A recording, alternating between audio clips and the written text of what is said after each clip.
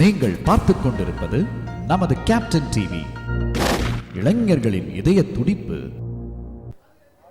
First of all இங்கே வந்து எல்லா டேரக்டர் சார் எல்லாருக்குமே வந்து என்னோட ஹார்ட்ஃபுல் தேங்க்ஸ் நான் சொல்லிக்கிறேன். இந்த ஹபீபிக்காக நீங்கள் இவ்வளோ தூரம் வந்தது, இவ்வளோ நேரம் வெயிட் பண்ணதுக்கு என்னோட அன்பான தேங்க்ஸ் நான் தெரிவிச்சுக்கிறேன். வீட்டில் சொன்னாங்க, சினிமாலாம் போனால் வந்து உருப்படாமல் போயிடுவேன், அப்படி இப்படி போயிடுவேன், இது வந்து நல்ல ப்ரொஃபஷன் கிடையாது அப்படி இப்படிலாம் சொன்னாங்க. பட் வந்து எனக்கு வந்து ஒரு ஆக்டராக இருந்து தான் ஒரு முதலமைச்சராக இருக்கார், எங்கள் அண்ணா விஜய் அண்ணா இருக்கார். அவர் வந்து எனக்கு பெரிய மோட்டிவேஷன். அவர் நான் வந்து இந்த இடத்துல ஸ்பெஷலாக தேங்க் பண்ணிக்கிறேன். முக்கியமான என்னென்னா வந்து நான் ஒரு அசிஸ்டன்ட் டேரக்டர் தான் இருந்தேன். டேரக்டர் ப்ரொடியூசர் சார் ஆதம் பவா சாரோட ஆஃபீஸில் ஒர்க் பண்ணிகிட்டு இருந்தேன். அங்கே வந்து அஸ்லாம் சாரை மீட் பண்ணேன். அஸ்லாம் சார் தான் எனக்கு ஆடிஷன் பண்ணுறாங்க, வீரகதரன் சார் படத்துக்கு ஆடிஷன் பண்ணுறாங்கன்னு சொல்லி எனக்கு சொன்னாங்க. ஸோ அது மூலியமாக தான் எனக்கு இந்த சான்ஸ் கிடச்சிது. இந்த இந்த இடத்துக்கு நான் நிற்கிறேன்னு கண்டிப்பாக ஒரு மேஜரான என் லைஃப்பில் வந்து முக்கியமான விஷயத்தை பண்ணியிருக்காருன்னு நான் சொல்லிக்கிறேன். முக்கியமான இன்னும் ஒரு ரெண்டு பேருக்கு மட்டும் சொல்லிக்கிறேன். மகேஷ் முத்துசாமி சார் கொஞ்சம் பார்க்க அப்படி இப்படி இருந்தாலும் இன்னும் கொஞ்சம் அழகாக காட்டுனதுனால எனக்கு ரொம்ப தேங்க்யூ சார். நீங்கள் க்யூட்டாக பேசுவீங்க, எனக்கு க்யூட்டாக வந்து காமிச்சிருக்கீங்க நான் நினைக்கிறேன்.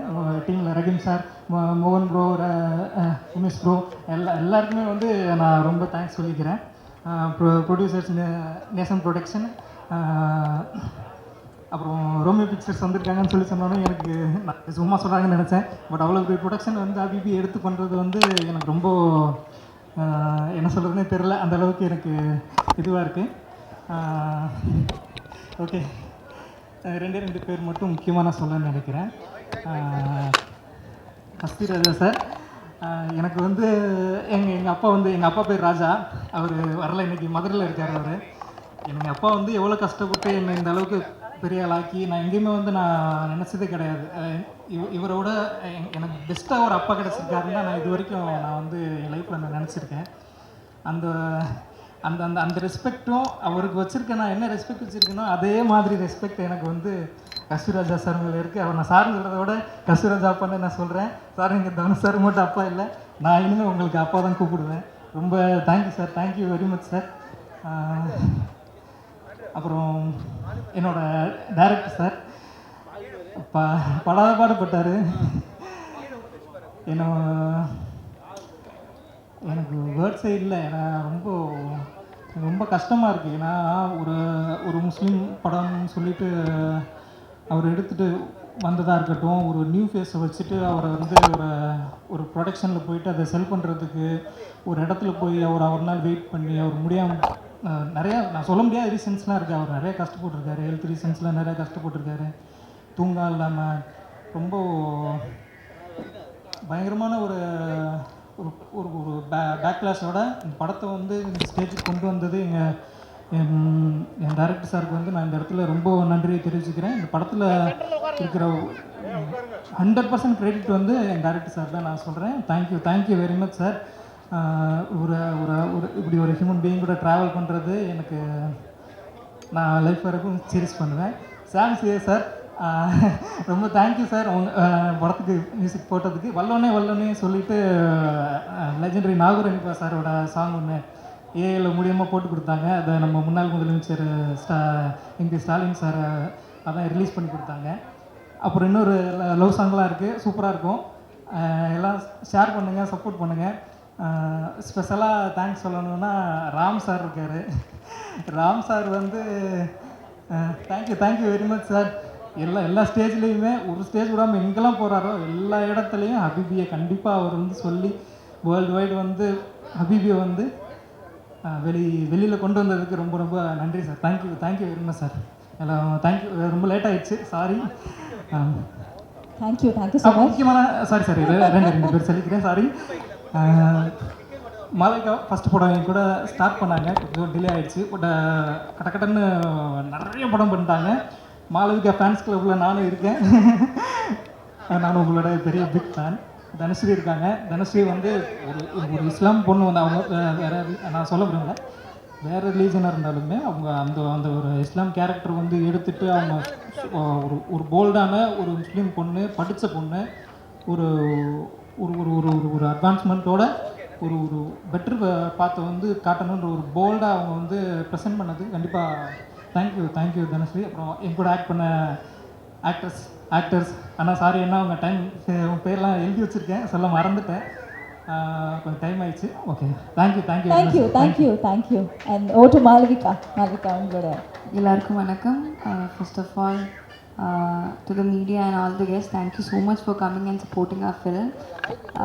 I don't want to take so much time from you guys. ஆனால் எனக்கு வந்து நான் மலையாளம்ல ஒரு படம் பண்ணேன், அதுக்கப்புறம் தமிழில் ஃபர்ஸ்ட் பண்ண படம் இது. ரிலீஸ் ஆகும் கொஞ்சம் டைம் ஆச்சு. But thank you so much sir, Meera Kathiravan sir, for choosing me.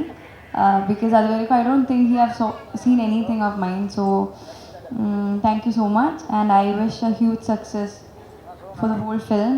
Isha, the director, and all the other crew members, thank you so much. Thank you உங்கள் 2 பேருக்கும் எல்லாருக்கும் வணக்கம். ரொம்ப நேரம் ஆயிடுச்சு, ஆனால் நீண்ட நேரமும் இங்கே நிறைய பேர் காத்துட்டு இருக்கிறீங்க, ரொம்ப சந்தோஷம். ஜெய்பீம், ரொம்ப சந்தோஷம். இதுக்கு முன்னாடி நிறைய பேர் பேசிட்டாங்க மேடையில் இந்த சினிமாவை பற்றி. நான் கிட்டத்தட்ட ஒரு 1.5 வருஷத்துக்கு முன்னாடி நான் பார்த்தேன். ஆக்சுவலி வந்து மீரா கதிரவன் அவர்களை ஒரு எழுத்தாளராக, ஒரு அசிஸ்டன்ட் டைரக்டராக, நான் அசிஸ்டன்ட் டைரக்டராக ட்ரை பண்ணுறப்போ மீட் பண்ணி அவர்கிட்ட ஹெல்ப் கேட்பேன். அது மாதிரி ஆஃபீஸ் அட்ரஸ் எல்லாம் சிலது கேட்பேன். நான் அப்படி கேட்டது சேரன் சாரோட ஆஃபீஸ் அட்ரஸ் கேட்டேன். அது மாதிரி இவர் லிங்குசாமி சாரோட அட்ரஸ், சுசி கணேசன் சாரோட அட்ரஸ், இவங்களெல்லாம் கேட்டு நான் போய் மீட் பண்ணலாமான்னு ட்ரை பண்ணியிருக்கேன். ஆனால் சேரன் சாரை மட்டும் நான் மீட் பண்ணேன் நான். ஸோ அப்படி தான் மீரா கதிரவன் எனக்கு வந்து பழக்கம். அப்புறம் அவருடைய எழுத்து மூலமாக எனக்கு பழக்கம்.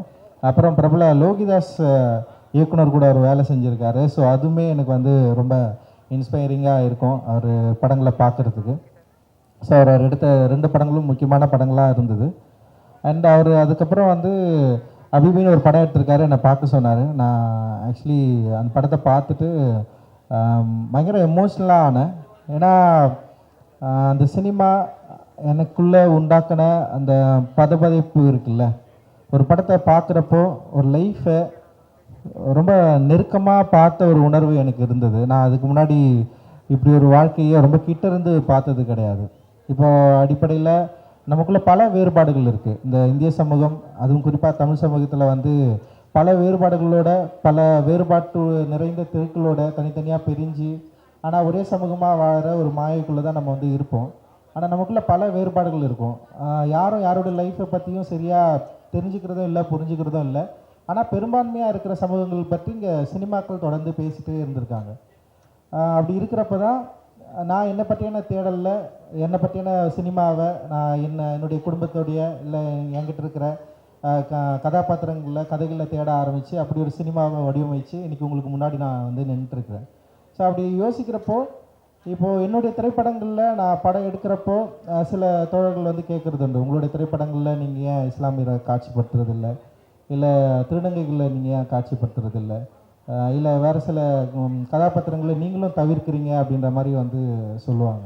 பட் நான் வந்து ரொம்ப என்ன சொல்கிறது, ப்ரெஷராக எடுத்து அப்படி ஒர்க் பண்ணுறதில்ல. சார்பட்டா பரம்பரையில் மட்டும்தான் மீரான்ற கதாபாத்திரத்தை நான் வந்து உருவாக்கினேன். எனக்கு என்ன அந்த லைஃப்பை, எனக்கு என்ன தெரியும்னா, என்னுடைய கிராமத்தில் இருக்கிற அந்த மசூதியில் எனக்கு உடம்பு சரியில்லாமல் போச்சுன்னா என் அம்மாவும் என் பாட்டியும் என்னை எடுத்துகிட்டு போயிட்டு காதில் அந்த ஊதுவாங்க. ஸோ ஒரு அந்த இது மயிலிறக்கால வரட்டி ஒரு மாதிரி செய்வாங்க. காலையில் போயிருக்கேன், அந்த இதுதான் எனக்கு ஞாபகம் இருக்குது. அதோட அந்த காலையில் அல்லா கூவுதுன்னு சொல்லுவாங்க. அந்த டைமிங் வச்சு தான் நம்ம வந்து மேக்ஸிமம் இதை வந்து கொஞ்சம் கிட்ட நெருங்கியிருக்கேன் நான். அதுக்கு பிறகு நான் இலக்கியங்கள் மூலமாக தான் இந்த லைஃப்பை நான் வந்து படிச்சிருக்கேன், தெரிஞ்சிருக்கேன். அண்டு மலையாள சினிமாக்கள் அண்ட் ஈரான் சினிமாக்களை வந்து நான் வந்து பார்த்துருக்கேன். அது மூலமாக ஒரு கல்ச்சரை நம்மளால் புரிஞ்சிக்க முடிஞ்சது மலையாள சினிமா பார்க்குறது மூலமாக. ஆனால் மலையாள சினிமாவில் இந்த லைஃப்பை தொடர்ந்து எடுக்கப்பட்டிருந்ததுனால வேறுபாடு இல்லை. அங்கே என்னென்னா இஸ்லாமிய சினிமா, இல்லை இஸ்லாமியர்களை பற்றிய ஒரு சினிமா, இல்லை கிறிஸ்தவர்களை பற்றிய ஒரு சினிமா, இல்லை மலையாளிகளை பற்றிய ஒரு சினிமா அப்படின்ற வேறுபாடு இல்லாமல் ஒரு மலையாள சினிமாவாக அதுக்குள்ளே அந்த கல்ச்சரை பேசுகிற ஒரு வழக்கம் அங்கே இருந்தது. ஆனால் தமிழ் சினிமாவில் தெரிந்தோ தெரியாமலோ இல்லை வணிக சந்தையின் அடிப்படையில், இல்லை இங்கே தொடர்ந்து படம் எடுத்தவர்களுடைய மனநிலையில் இந்த சமூகங்களை பற்றி, வேறுபாடு உள்ள சிறுபான்மையாக உள்ள சமூகங்களை பற்றி ஒரு மெயின் ஸ்ட்ரீமில் படம் எடுக்கிறத வழக்கம் இல்லை அதை சந்தைப்படுத்துதலில் வெற்றி அடையாமல் இருந்ததுனால ஒரு பயம் இருந்ததுன்னு கூட சொல்லலாம். ஸோ அந்த பயத்தோடு தான் என்னுடைய லைஃப்பும் ஸ்டார்ட் ஆச்சு. மீரா கதிரவன் அவர்கள்கிட்ட நான் நிறைய டைம் உரையாடுறதுக்கு நானுமே வந்து இப்போ அமீரண்ண சொன்ன மாதிரி ஏன் வந்து இஸ்லாமியர்கள் தங்களுடைய அடையாளத்தை மறைச்சிட்டு இருக்கணும், ஏன் இஸ்லாமியர்கள் தங்களுடைய பேர்களை வந்து மறைச்சிட்டு இருக்கணும், இங்கே இலக்கியங்களையும் சரி இல்லை வந்து சினிமாக்கள் இருக்கிறவங்க வந்து ஏன் வந்து இப்போ தாமிரா அண்ணன் கூட அவருடைய பேரை வந்து மாற்றி வச்சுருப்பார். அண்ணங்கிட்டே நான் கேட்டிருக்கேன், ஏன்னா அந்த தாமிரான்னு பேர் வச்சுருக்கீங்க அப்படின்ற மாதிரி நான் அவர்கிட்ட நான் வந்து கேட்டிருக்கேன். நான் ஏன்னா அந்த பயம் இப்போ நான் சினிமாவுக்குள்ளே வரப்போ அமீரண்ணா வந்து சினிமாவுக்குள்ளே வரப்போ எப்படி நீ வந்து பேரை மாற்றிக்கோன்னு சொன்னாங்களோ அதே மாதிரி நான் சினிமாக்குள்ளே வரப்போ ஃபர்ஸ்ட் வந்து நீ தலித்துன்னு யாருன்னு கேட்டால் சொல்லாதன்னு என்கிட்ட சொன்னாங்க. நான் சொன்னேன் நான் ஏன் சொல்லக்கூடாது, நான் சொல்லுவேன், இதுதான் என்னுடைய அடையாளம் அப்படின்னு தான் நான் வந்து பேசவே ஆரம்பித்தேன். ஸோ அங்கேருந்து தான் என்னுடைய படைப்பு வந்து ஆரம்பித்தது. அந்த மீரா கதிரவன் மாதிரியான ஒரு பயங்கர சீரியஸ் லிட்ரேச்சர் கிட்டேருந்து வரவங்க லிட்ரரி வேர்ல்ட்லேருந்து வரவங்கக்கிட்ட நான் அப்படியான ஒரு எண்ணத்தை எதிர்பார்த்தேன். அச்சு அசலான ஒரு திரைப்படங்களை இல்லை அவருடைய கல்ச்சர் பேஸ்டு இல்லை அவருடைய இலக்கியங்கள் சார்ந்து உருவாக்குறப்போ இன்னும் வந்து பயங்கரமாக இருக்குமே. அவருடைய விழுத்துட்டு படம் பார்த்துட்டு நான் அவர்கிட்ட பேசினேன், இது இல்லைன்னா அவங்களுடைய சினிமா நீங்கள் இன்னுமே வந்து ஒன்று உருவாக்கணும்னா அப்படின்ற மாதிரி நான் அவர்கிட்ட நான் பேசியிருந்தேன். அதன் அடிப்படையில் இல்லை, ஆனால் அவருக்குள்ள பல கேள்விகள் இருந்திருக்கலான்னு அப்படின்னு நினைக்கிறேன். அந்த அடிப்படையில் தான் அவர் வந்து அபீபின்னு ஒரு படத்தை உருவாக்கி என்னை வந்து பார்க்க சொன்னார். எனக்கு என்னென்னா அந்த நிச்சயமாக சொல்கிறேன், இந்த தமிழ் சினிமாவோட ரொம்ப முக்கியமான சினிமாவாக அபீபி இருக்கும்னு அந்த படம் பார்த்தோன்னே எனக்கு வந்து தெரிஞ்சுது. அண்ட் அதில் இருக்கிற கேரக்டர்ஸ், அதில் ஆக்டர்ஸ் அவங்க எல்லாமே பயங்கரமாக நடிச்சிருக்காங்க. நான் அது கூட எனக்கு ஏன்னா ஒரு இயக்குனர் டெஃபினட்டாக அதெல்லாம் ஒர்க் வாங்கிடுவார். ஆனால் அதோட நுவான்சஸ் இருக்குல்ல, ஒரு நுணுக்கம் இருக்குல்ல, ஒரு வீட்டில் உபயோகப்படுத்துகிற ஒரு சின்ன பொருட்கள் இருந்து அப்புறம் அவங்க எப்படி உட்காடுறாங்க அதோட துணியிலிருந்து ஒவ்வொரு சின்ன சின்ன நுவான்சஸும் பயங்கரமாக இலக்கியங்களில் வெளிப்படுற வார்த்தைகள் போல. ஏன்னா ஒரு புத்தகம் வாசிக்கிறப்போ ஒரு முழு புத்தகம் தராத திருப்தி வந்து ஒரு வரி கொடுத்துரும், ஒரு நாவலுடைய ஒரு வரி வந்து கொடுத்துரும். அந்த வரி படித்து முடித்தவொடனே நமக்கு வந்து அப்படியே பயங்கர ப்ளஷர் ஆகிடும். அது வந்து அந்த வரியே வந்து ஒட்டுமொத்த நாவலையும் படிக்க வச்சிரும். அது மிடில் இருக்கும், இல்லை லாஸ்ட் பேஜில் இருக்கும், இல்லை ஃபர்ஸ்ட் பேஜில் இருக்கும். அது எங்கே இருக்கணுமே அது வந்து செம மேஜிக். ஆக்சுவலி புக்ஸ் படிக்கிறப்போ தான் அது வந்து நிகழும்.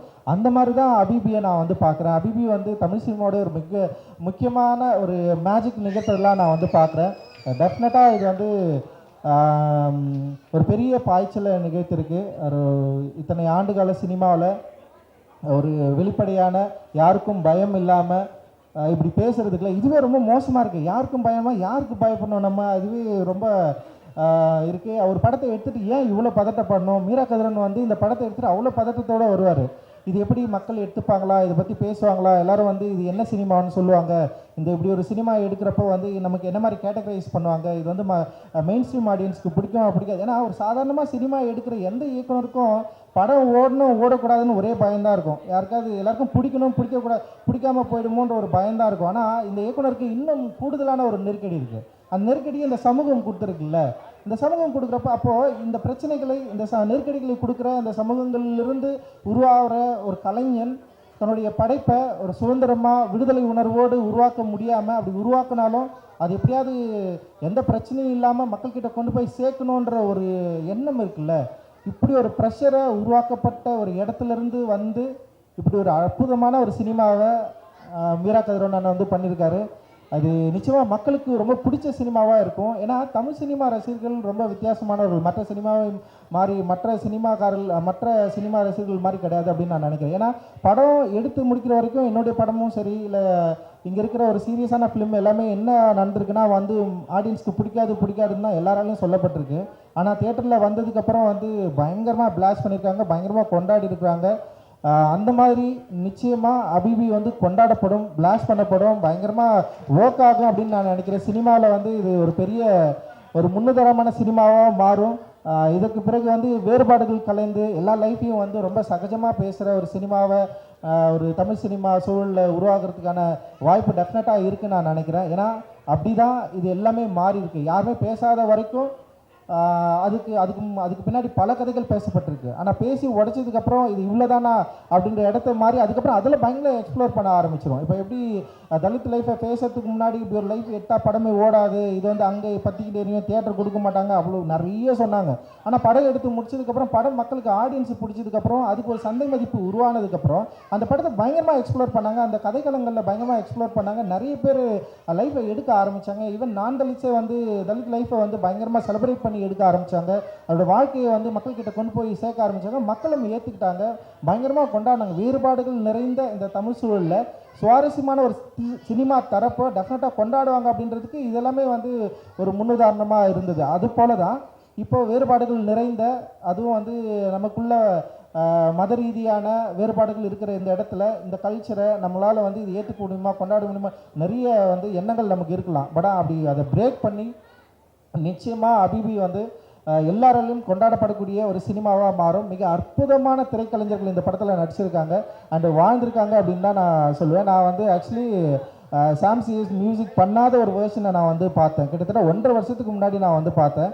ஸோ அப்போ எப்படி ஒரு ஃபர்ஸ்ட் ஃபிலிம் பண்ணிவிட்டு ஒரு பயத்தோடு இருக்கிற ஒரு அண்ணனாக தான் நான் மீரா கதிரவனை பார்த்தேன். அவருடைய பதட்டம் இன்றைக்கி வரைக்கும் எனக்கு தெரிஞ்சுட்டே இருக்கேன். அண்ட் இன்றைக்குமே வந்து பயங்கர பதட்டத்தோடு தான் இருக்கார். இது எப்படியாவது கொண்டு போய் சேர்க்கணும் அப்படின்னு நினச்சிட்டு இருக்காரு. அண்டு படத்துக்காக தான் இவ்வளோ பேர் வந்தாங்கன்னு நினைக்கிறேன். நான் இவ்வளோ பெரிய இயக்குனர்கள் இங்கே வந்து உட்காந்துருக்காங்களா டெஃபினட்டாக படத்துக்காக தான். ஏன்னா ஒரு நார்மலான படம் எடுத்தாலே வரதுக்கு அவ்வளோ யோசிப்பாங்க. அது சாதாரணமானலாம் கிடையாது. வந்தவங்க எல்லாருமே பெரிய பெரிய பயங்கரமான ஆளுங்க. அவங்களாம் வந்து நம்மளை வந்து வாழ்த்துறாங்கன்னா இந்த படம் வந்து பயங்கரமாக போய் ரீச் ஆகிருக்கு அப்படின்னு நான் நினைக்கிறேன். அது ரீச் பண்ணதில் மெயின் ரீசன் காரணம் வந்து அது பின்னாடி ஒருத்தர் உட்காந்துருக்காரு, ராம் சாருக்கு வந்து என்னுடைய நன்றி. அண்டு ஏன்னா நான் படம் பார்த்தோன்னே ஃபஸ்ட்டு கேட்டேன், ராம் அண்ணன் பார்த்துட்டாரா இல்லையா அப்படின்னு தான் நான் கேட்டேன். அண்ட் அவர் பார்த்ததுக்கப்புறம் நிறைய பேர் அவர் வந்து பார்க்க வச்சார். இது வந்து நடித்த எல்லாருமே பயங்கர சூப்பராக நடிச்சிருந்தீங்க சார். செம்ம சூப்பரான ஒரு ஒர்க்கு, எனக்கு ரொம்ப ரொம்ப பிடிச்சிருக்கு. அந்த சித்தி கேரக்டர் வந்து ஒரு டயலாக் பேசுவாங்க. அந்த பையன்கிட்ட நீ ஏன்டா என்கிட்ட கேட்கலன்னு சொல்லிட்டு ஒன்று வந்து கேட்பாங்கன்னு நினைக்கிறேன். நான் வந்து உண்மையிலேயே பயங்கர எமோஷனல் ஆகிட்டேன். ஏன்னா வீட்டுக்குள்ளே குடும்பங்களில் சிடுன்னு இருக்கிறவங்க திடீர்னு ஒரு அன்பை வெளிப்படுத்துகிறாங்கல்ல, அந்த காட்சி வந்து பயங்கரமாக இருந்தது. எனக்கு வந்து அவ்வளோ பிடிச்சிருந்தது. ஏன்னா வெறுப்பு அப்படின்றது வந்து நம்ம அந்த வெறுப்பு அப்புறம் வந்து கோபம் அது எல்லாமே வீட்டுக்குள்ளே பல சூழல், அதாவது மாறுபட்ட எண்ணங்களை நமக்குள்ளே உருவாக்கிட்டே இருக்கும். ஆனால் அந்த வெறுப்பாக இருக்கிறவங்க கிட்டேருந்து திடீர்னு ஒரு அன்பு வருது இல்லை, அந்த வார்த்தை வந்து செம்மையாக இருந்தது. அண்டு நான் வந்து பயங்கர எமோஷனலானேன். அந்த படம் பார்த்துட்டு என்னுடைய ஃப்ரெண்டுங்களுக்கும் நான் வந்து சொன்னேன், இந்த படத்தை பாருங்கள் அப்படின்னு சொன்னேன். இது தமிழ் சினிமாவின் மிக முக்கியமான சினிமா. ஒரு நூற்றாண்டை கடந்த ஒரு தமிழ் சினிமாவில் இந்த சினிமா நிச்சயமாக ஒரு வரலாற்றை பேசும். இதிலிருந்து ஒரு புதிய தொடக்கத்தை நம்ம பார்க்கலாம். அண்டு இன்னும் வெளிப்படையான, இன்னும் வேறுபாடுகளை கலந்து மல்டி கல்ச்சுரல்ஸ் மூவி வந்து டெஃபினட்டாக இதுக்கப்புறம் வந்து நம்ம தமிழ் சினிமாவில் வந்து எதிர்பார்க்கலாம். இது கமர்ஷியல் ரீதியாகவும் வெற்றி பெறக்கூடிய ஒரு இடத்துல இருக்குது. பயங்கரமாக என்டர்டெயினாகவும் இருக்குது. அண்டு வந்து சுவாரஸ்யமான ஒரு சினிமாவும் இருக்குது. அண்டு ஒரு அழகிய ஒரு இலக்கியத்தை வாசித்து ரசித்து என்ஜாய் பண்ணி இன்னொருத்தருக்கு ஒரு கிஃப்ட் கொடுப்போம்ல, அந்த மாதிரி தான் அபிபி. அண்டு நீங்கள் இவ்வளோ நாள் வெயிட் பண்ணதுக்கு ஒரு சூப்பரான ஒரு சினிமாவை கொடுத்துருக்குறீங்கன்னா அண்ட் உங்கள் டீமுக்கு எல்லாருக்குமே என்னுடைய வாழ்த்துக்கள். நிச்சயமாக இந்த படம் மிகப்பெரிய வெற்றி அடையும். சமூக தளத்திலையும் மிக முக்கியமான உரையாடலை அது வந்து துவக்கும் அப்படின்னு நான் நினைக்கிறேன். இதில் பங்கு பெற்ற அனைவருக்கும் என்னுடைய நன்றி, மகிழ்ச்சி. ஜெய்பீம், நன்றி, தேங்க்யூ. அஸ்ஸலாமு அலைக்கும். இன்னும் கொஞ்சம் அதிகமாக தட்டலாமே, அதுக்கு ஒரு காரணம் இருக்குது. அல்லாஹ் போதுமானவன். இதுக்கும் தட்டலாம்.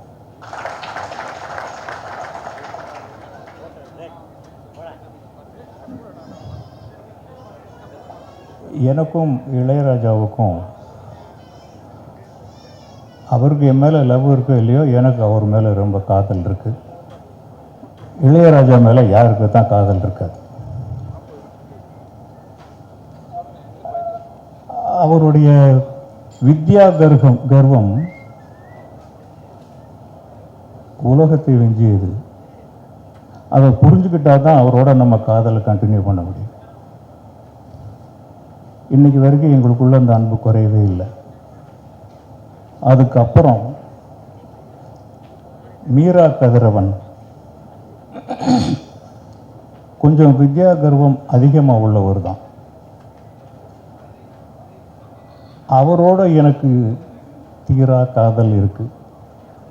இது இன்னைக்கு தான் சொல்கிறேன் இந்த மேடையில், அவருக்கு இது வரைக்கும் நான் சொல்லலை. அவரை மாதிரி ஒரு இயக்குனரை பார்க்கறது சுலபம், ஒரு எழுத்தாளரை பார்த்துடலாம், ஒரு மேக்கரை பார்த்துடலாம், ஒரு உழைப்பாளியை கூட பார்த்துடலாம். ஒரு மனுஷனை பார்க்கவே முடியாது. அப்படி ஒரு மனுஷனை நான் பார்த்தேன்.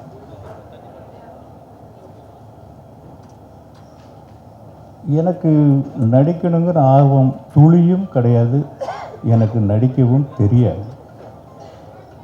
அப்படி இருக்கும்போது திடீர்னு இந்த பையன் வந்தான். அப்போ எனக்கு அவர் பையன்தான், அவர் ஒரு பெரிய இயக்குனராகவோ யாராவோ எனக்கு தெரியாது. நீங்கள் இந்த கதாபாத்திரத்தில் நடிக்கணும். நான் சிரித்தேன், இது எப்படியா நான் உங்கள் மைண்டில் வந்தேன், எனக்கு நடிக்க தெரியாது. என்ன சார் நீங்கள் இத்தனை படம் பண்ணியிருக்கீங்க, எவ்வளோ பேருக்கு சொல்லி கொடுத்துருப்பீங்க.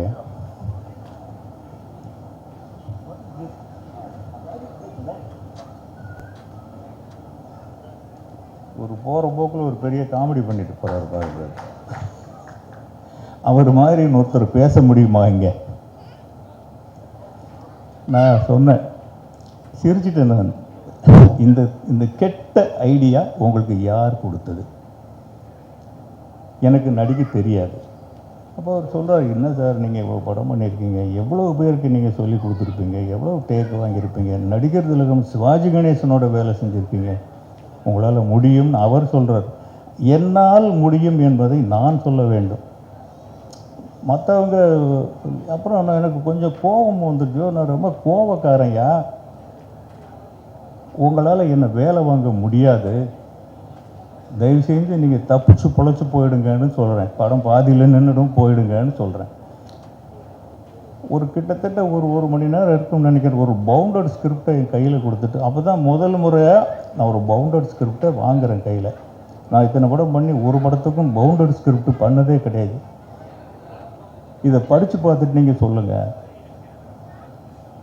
என்னன்னா அது நம்ம எழுதின கதையை நம்ம படிக்க முடியல, அடுத்தவங்க கதையை எப்படி படிக்கிறது? இருந்தாலும் அதை வாசித்தேன். பவுண்டட் ஸ்கிரிப்டில் நமக்கு அவ்வளோவா புரிஞ்சுக்க முடியல. ரெண்டாவது வர சொல்லி அவர் சொன்னார், சரி நீங்கள் வளர்கிற டைரக்டர் ரொம்ப ஆசைப்படுறீங்க, உங்களுக்காக நான் வரேன். இவ்வளவு போராட்டம் அந்த யூசுப் பாயாக நான் மாறுவதற்கு 1000% சுத்தமான ஹிந்து நான், 1000% பரிசுத்தமான ஹிந்து. வேறு எந்த மதமோ, வேறு எந்த சக்தியோ, வேறு எந்த மொழியோ என்னை மாற்றிவிடவே முடியாது. ஆனால் மீரா கதிரவன் என்னை மாற்றினார். அந்த படத்தில் ஒரு 8 நாள் கொடுங்க போதும் அப்படின்ற, அப்போ ஒரு 12 நாள் தேவைப்படும் அப்படின்னு ஏமாத்து வேலை தான். கிட்டத்தட்ட 40 நாள் 45 நாள் அதை நான் ஒர்க் பண்ணியிருப்பேன்னு நினைக்கிறேன். பல தடவை பல ஷெட்யூலில் பண்ணியும் நான் என்ன பண்ணேன் இந்த படத்தில் இப்போ வரைக்கும், இந்த கணம் வரைக்கும் எனக்கு ஒன்றும் தெரியல. இதுதான் ஒரு படத்துடைய வெற்றி. ஒரு நடிகன் என்ன பண்ணா அப்படிங்கிறது அவனுக்கு புரியக்கூடாது. நடிகர் திலகம் சிவாஜி சொல்லுவார், நான் தான் கட்டபொம்மை, நான் திருவிளையாடல், நான் வஉசி, ஏதியா என்கிட்ட இவ்வளவும், உங்களை மாதிரி இயக்குனர்கள் எழுத்தாளர்கள் எழுதித்தான் நான் ஃப்ரேமில் தெரிஞ்சுட்டு நீங்கள் தெரியாமல் இருக்கீங்க அப்படின்னு. நான் போகிறேன், அவங்க என்னமோ சொல்கிறாங்க, ஒரு ட்ரெஸ்ஸை கொடுக்குறாங்க போட்டுக்கிறேன், ஒரு தொப்பி கொடுக்குறாங்க வச்சுக்கிறேன், ஏதோ வசனங்களை கொடுக்குறாங்க அதை சொல்கிறாங்க. சில விஷயங்கள் வரமாட்டேங்குது, சில விஷயங்கள் தானாக வருது. எப்படி வரும்? வருது. படமே முடிஞ்சிருச்சுன்னா என்ன பண்ணேன் படத்தில்? அவருக்கு ஒரு தனிப்பட்ட முறையில் நான் ரொம்ப பெரிய நன்றி சொல்லணும் மீரா கதிரவனுக்கு. இந்த இடத்துல நிறைய இளம் இயக்குனர்கள் வந்திருந்தாங்க. நான் தைரியமாக சொல்லலாம், எல்லாரையும் விட நான் தான் சீனியராக இருப்பேன்னு நினைக்கிறேன். ரஞ்சித் மட்டும்தான் இருக்கார். மிஸ்கின் ஒரு கர்ஜனை பண்ணிவிட்டு அவர் போயிட்டார். அதுக்கப்புறம் சமுத்திரக்கனி அவர் ஏதோ எங்கள் ஆஃபீஸுக்கு வந்திருக்கேன்னு சொன்னார். மகள் திருமேனி என்கிட்ட உதவியாளராக இருந்தேன்னு சொன்னார். இவங்களையெல்லாம் நான் பேப்பர்லேயும் செய்தி வழியாக தான் பார்த்துப்பேன். ஒரு துருப்பிடிச்சு இருந்த என்னை கொண்டு வந்து அவங்க முன்னால் அறிமுகப்படுத்தி அவங்க வாயால் என் பேரை சொல்ல வச்சு இந்த ஒரு நிகழ்வு எனக்கு ஒரு மறு பிறவி மாதிரி இன்னைக்கு. இதுக்கு மீரா கதிரவனுக்கு நான் மிகுந்த நன்றி சொல்லணும். அந்த படத்தில் அவ்வளவு நாள் கிட்டத்தட்ட அந்த ஒரு 40 நாள் ஒர்க்கை ஒரு 2 வருஷத்தில் பண்ணியிருப்போம்னு நினைக்கிறேன். 2 வருஷம் அந்த ஸ்கிரிப்டு தான், அந்த வசனம் தான். அதில் நடிக்கிற ஆளுங்களுக்கு கூட முழுசாக எனக்கு தெரியலை. அந்த பையன், அந்த தம்பி ஹீரோ மட்டும் அடையாளம் தெரியுது. மற்றவங்களை யாரையுமே அவங்க நிறைய காட்டலை எங்ககிட்ட. கதாநாயகிகள்லாம் நான் பார்க்கவே இல்லை இது வரைக்கும். அது அவங்களே மறைச்சி வச்சுக்கிட்டாங்க. இவ்வளவு நாள் இருந்தும் அதுக்கப்புறம் டப்பிங் கூப்பிடுறாங்க. டப்பிங் போய் பேசுகிறோம், சில இது வர மாட்டேங்குது. அதுக்கு ஒரு தடவை வச்சு சொல்லி கொடுக்குறாங்க. அது வருது, பண்ணுறோம். இன்றைக்கி காப்பி ரெடி ஆயிடுச்சு. மியூசிக் டைரக்டரை பற்றி நானும் அவரும் நிறைய பேசிக்கிட்டே இருப்போம். நான் மீரா கதிரவன் எதனால் சொல்லணும்னா, பெரிய போராளி. அவர் சேலஞ்ச் பண்ணுற ஆளுங்களையும் பார்த்தீங்கன்னா நம்பர் 1 ஆளுங்களாக தான் இருக்கும். இன்னும் இந்த இடத்துல ஒரு வருத்தத்தோட ஒரு விஷயம் சொல்கிறேன். அது ஒரு இஸ்லாமிய குடும்பங்களுக்கு செய்த தொண்டு தான் அது. அது ஒரு சினிமா இல்லை. ஆனால் அவருக்கு உதவிகள் மறுக்கப்பட்டதெல்லாம் இஸ்லாமிய சமுதாயத்திலிருந்து தான். இந்து சமுதாயங்கள் நிறைய அவருக்கு உதவி பண்ணாங்க. இது அவரே சொல்லியிருக்கார். கண் கூடாக நானும் நடந்து வந்து சென்னைக்கு வந்தேன். சென்னைக்கு முதல்ல வரும்போது பார்த்தாக்க சென்னை வந்துருச்சு. இரவு 10 மணி. சென்னைன்னு போர்டு பார்க்குது. டக்குன்னு இறங்கிட்டேன். இறங்கி அந்த விலாசத்தை காட்டின சிரிக்கிறான், மேலே எங்களையும் பார்க்குறான். நான் ஒரு மாதிரி ஒல்லியாக கண்ணங்கரேர்னு இருப்பேன், ஏதோ புள்ள பிடிக்க வந்த மாதிரி. என்ன ஊருக்கு புச்சா அப்படிங்கிறான்.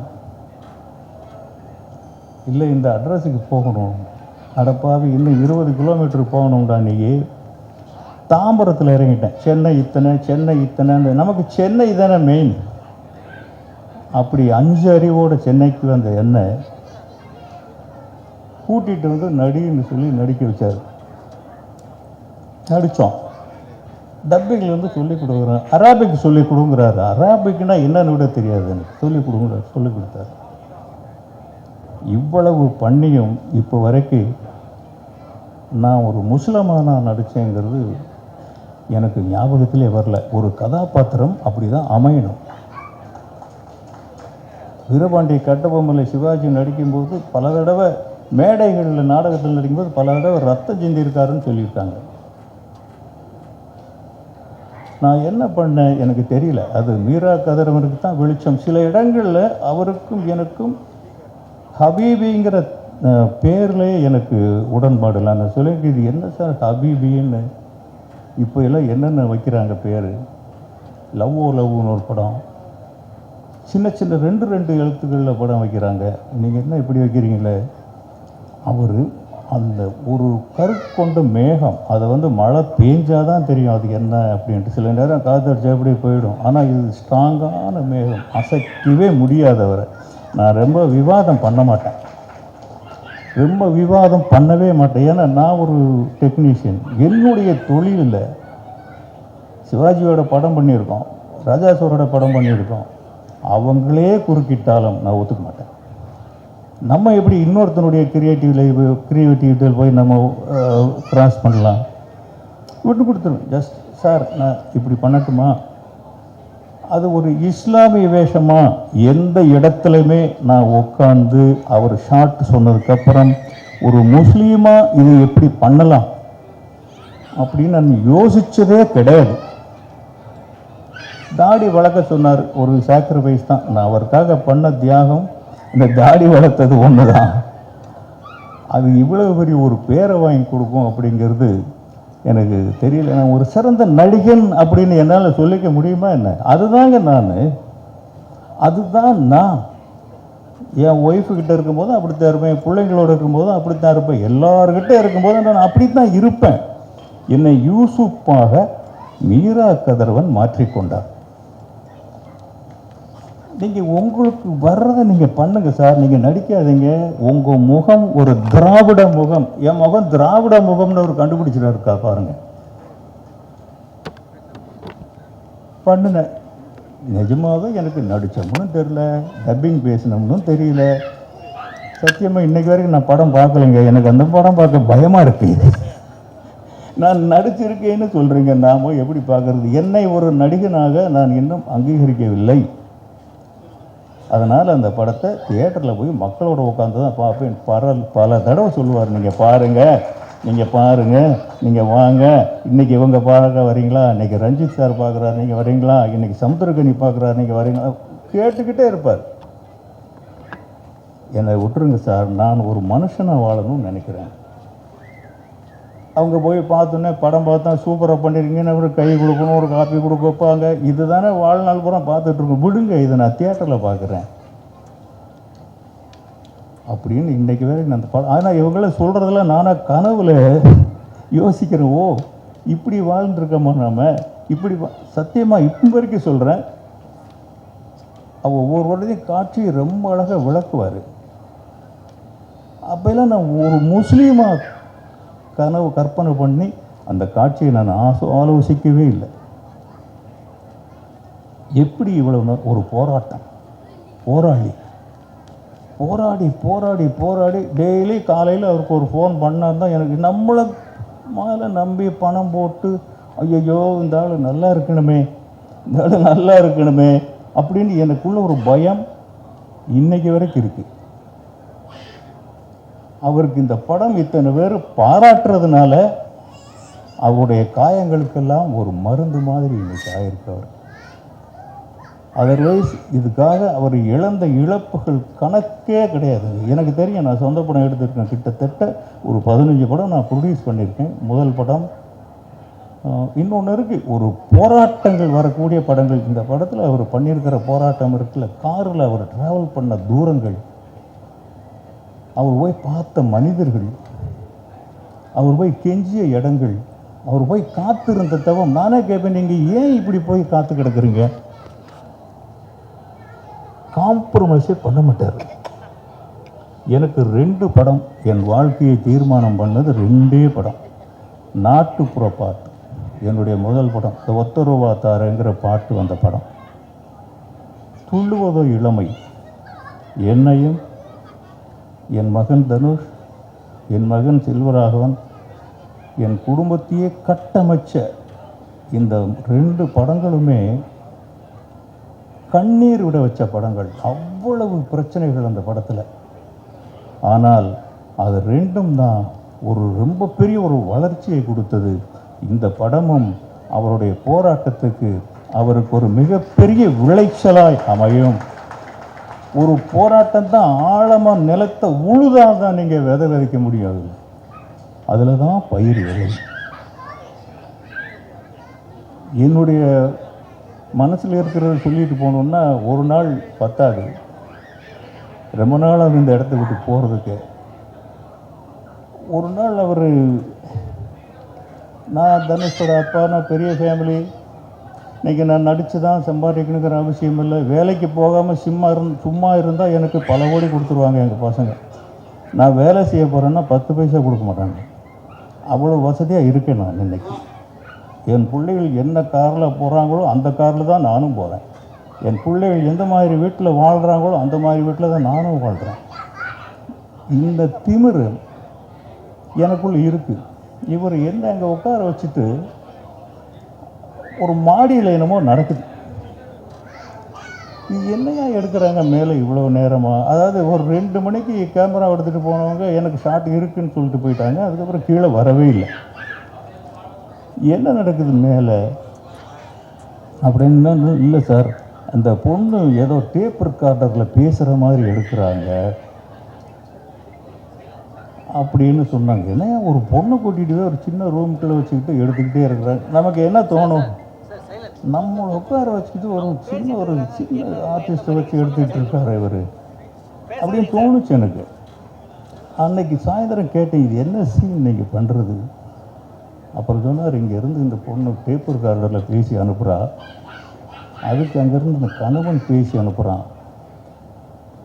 ஒரு கணவனும் ஒரு மனைவியும் அவங்க 2 பேருக்கு முதலிரவே நடக்காமல் அவங்க பிரிஞ்சிடுறாங்க. அவன் ஃபாரின் போயிடுறான். இந்த டேப்பர் கார்டர் குரல் தான் அவங்களை இணைச்சிக்கிட்டே இருக்கு. இந்த படத்திலே ஹைலைட் இதுதான் ஏன் அப்படின்னு இது வரைக்கும் எவனுமே சொல்லலை. எது சினிமாவில் இந்த பொண்ணு ஏதோ சொல்லி அனுப்புகிறான், அங்கே பதில் சொல்லி அனுப்புகிறான். இப்படிப்பட்ட அந்த ஈகோவெல்லாம் அடித்து உடைச்சது மீரா கதிரவன் தான்.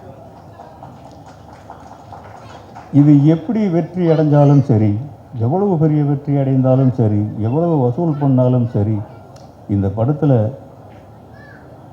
பங்கெடுத்துக்கிறதுக்குன்னு யாருக்குமே உரிமை இல்லைன்னு நினைக்கிறேன். மீரா கதிரவன் ஒருத்தருக்கு தான் அந்த இதில் உழைச்சிருக்காங்க நிறைய பேர். சாம் சிஎஸ், அவர் கேமராமேன் மகேஷ், ஐயோ ஒரு காதலி மாதிரிங்க. அவர் ஸ்பாட்டில் பார்த்திங்கன்னா அவர் ரொம்ப கொஞ்சி தான் பேசுவார். அவர் அந்த மாதிரி ஆட்கள் எல்லாம் இல்லைன்னாக்கா ஒரு யூனிட்டில் அவ்வளோ நாள் ட்ராவல் பண்ணுறது ரொம்ப கஷ்டம்.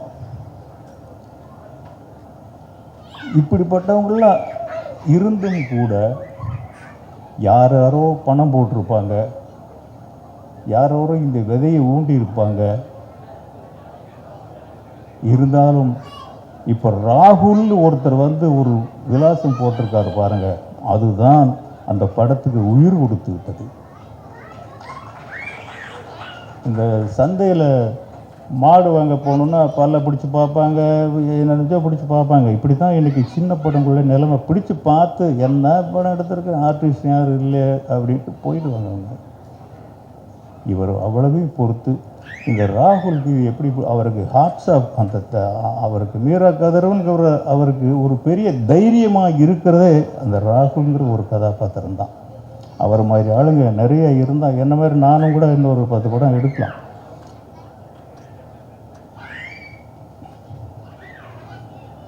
நிறைய இருக்குது சொல்கிறதுக்கு.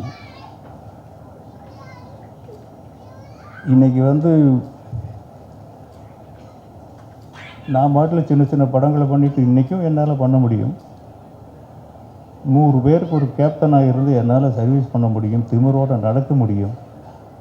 அப்படி இருந்த என்னை டைரக்டர் வர்றவருன்னு எதிர்க்க வச்சுட்டாங்க.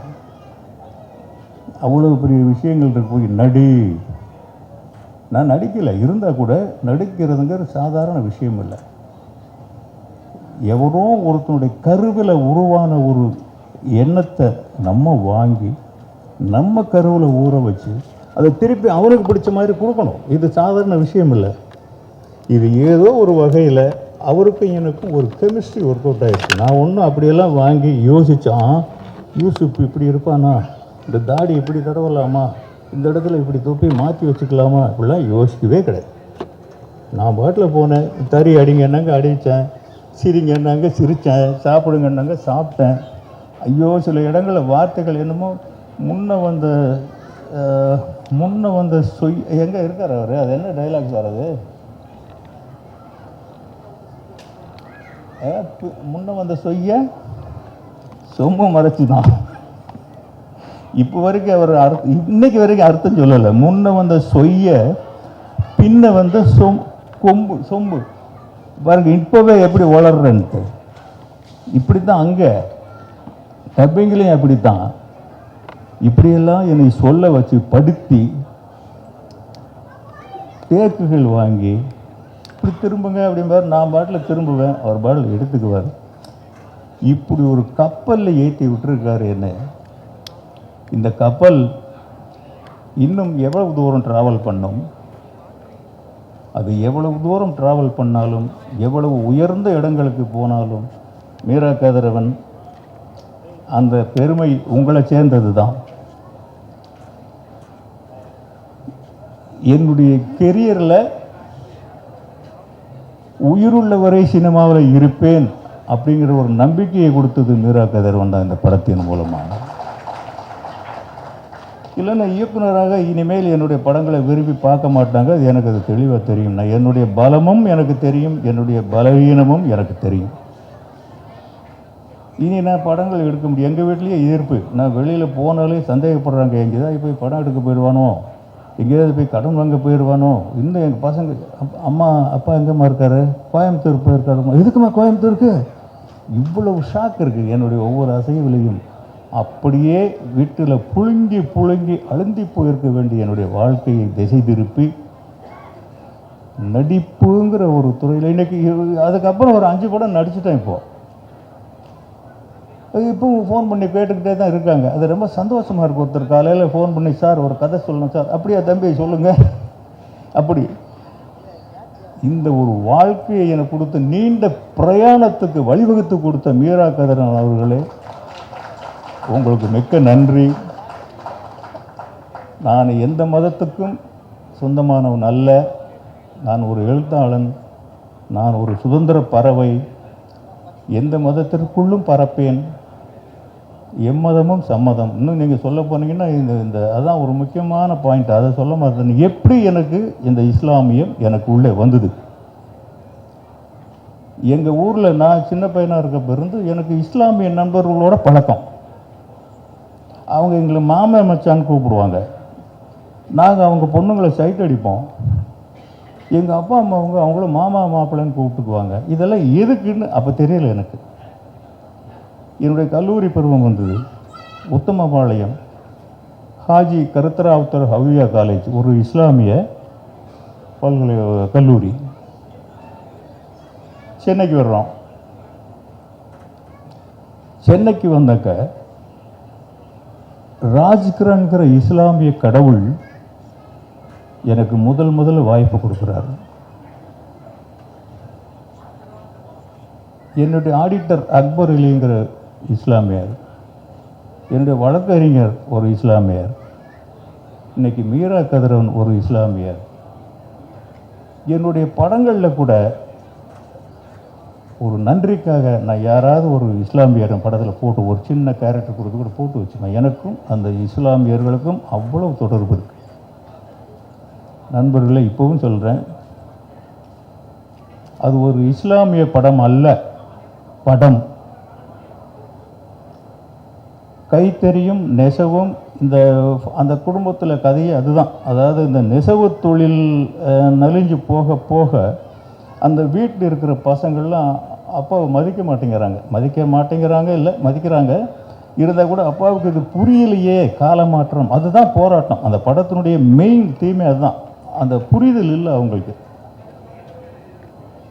வெளிநாட்டுக்கு போயிடுறாங்க. இந்த மாதிரி வெளிநாட்டுக்கு போகிறதும் தறி அடிக்கிறதும் இஸ்லாமிய குடும்பத்துக்கு மட்டும் சொந்தமில்லை, இந்துக்கள் குடும்பத்துலேயும் பெரும்பாலும் இருக்குது. ஆகையினால நிகழ்வுகள் ரெண்டும் அந்த இடத்துல ஒன்றுமே அதுதான் சொல்கிறேன். என்னை வேறு எதுவுமே என்னை மாற்றலை ஒரு முஸ்லீமா. அந்த படத்தில் இருந்த காட்சிகளும் சம்பவங்களும் பொருட்களும் ப்ராப்பர்ட்டி எதுவுமே அந்த துணி எடுத்து மாதிரி போட்டுக்கிறாங்க. அது ஒன்று தான் இருக்குது. அது கூட நம்ம ஊரில் வயக்காட்டுக்கு போனால் நாற்று நட போகிறவங்க, களை எடுக்க போகிறவங்களாம் துணி எடுத்து போட்டுப்பாங்க தலையில். இப்படியெல்லாம் எனக்கு இஸ்லாமிய சொந்தங்கள் இருந்ததுனால தான் நான் ஒரு இஸ்லாமியனாக வாழ முடிந்தது. எனக்குள்ளே இவ்வளவு நாளாக ட்ராவல் பண்ணி வந்திருக்கேன். ஆனால் கிடையாதுங்க. உடைய கலட்டி எறிஞ்சிட்டா எல்லா உடம்பும் ஒன்று தான். ரத்தத்தை கிழிச்சு பார்த்தா எல்லா பயலுக்கும் ஒரே ரத்தம் தான். இதில் எங்கேருந்து வந்தது இந்த ஜாதியும் மதமும்? எல்லாம் பொய். மண்ணில் பிறந்தவர் அனைவருக்கும் மனிதன் என்கிற பெயரை தவிர மற்ற பெயர் அனைத்தும் பொய். நன்றி, வணக்கம்.